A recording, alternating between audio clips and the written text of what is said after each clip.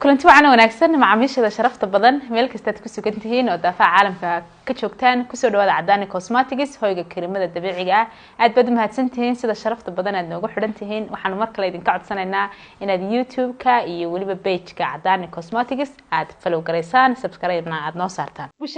bishaaro waxaan maanta idinku bishaareynaa annagoo ah Cadani Cosmetics hoyga karimada dabiiciga ah inaanu idin sameynay hadiyado ama gifti inaad helayso hadaba hadiyadan sidee baad u helaysaa bil kaste waad helaysaa hadii aad qaab online kaga iibsato Cadani Cosmetics alaabooyinka kala duwan ee uu hayo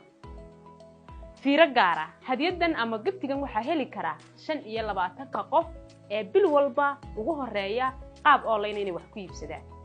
hadaba sidee baad ku ogaan kartaa inaad guuleysatay waxa kula soo xiriiraya hawlwadeennada Cadani Cosmetics waxaan kale idinku bishaareynaa inaanu idin sameynay delivery u gaara Cadani Cosmetics oo si toos ah alaabahaaga kugu keenaya waxaad soo wici kartaa lambarka gaaban ama call center-ka Cadani Cosmetics ee 3011 aad baad u mahadsan tahay macmiil